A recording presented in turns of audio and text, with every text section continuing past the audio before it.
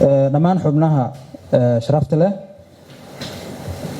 hindis sharciyeedka batroolka wuxuu soo gaaray aqalka sare 16 Julaay 2019 iyada oo la marsiiyay akhrintii koowaad 28 Oktoobar 2019 si waafaqsan qodobka 44 faqradiisa labaad ee heerhoosaadka aqalka sare.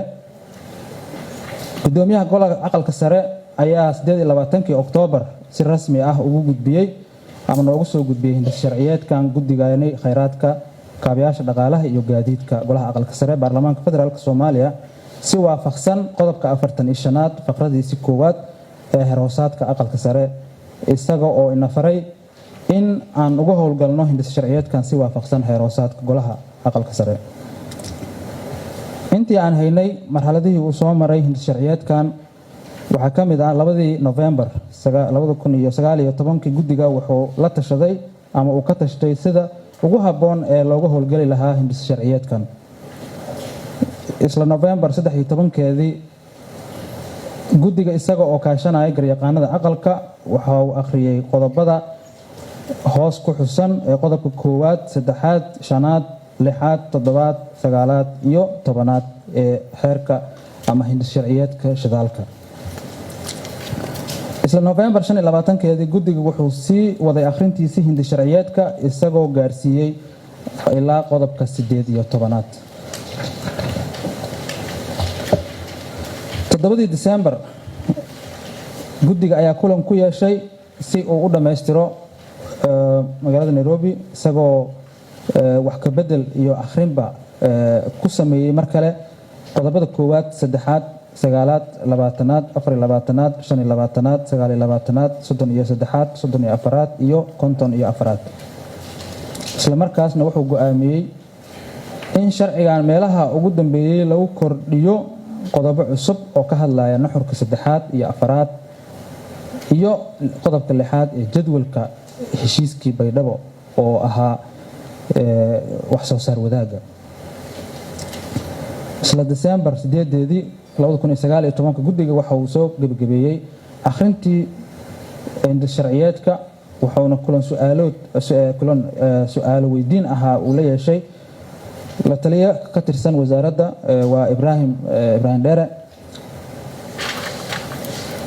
14 December 2019 guddiga wuxuu yeeshay kulan ay kaga dhinsanayeen la tashiga dawladaha xubnaha ka ah dawladda federaalka maamul goboleedyada.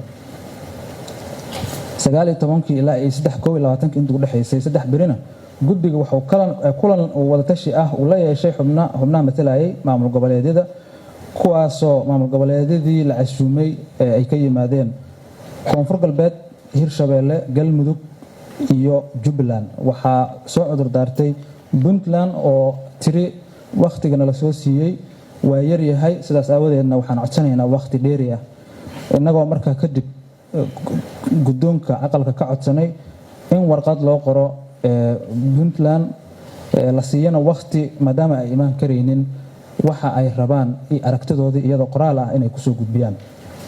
sidaas ayayna yeeleen 28 bisha ay aragtidooda iyaguna soo gudbiyeen. 24 December guddiga waxa uu kulan su'aal weydiin ahaa la yeeshay wasiirka wasaaradda batroolka xildhibaan Cabdi Rashiid. 26 December guddiga waxa uu qabtay kulankii dhageysiga dadweynaha kaasoo ay ka soo qaybgalayaasha talooyin oo fara badan oo la xiriira hindis sharciyeedku ay ka soo jeediyeen.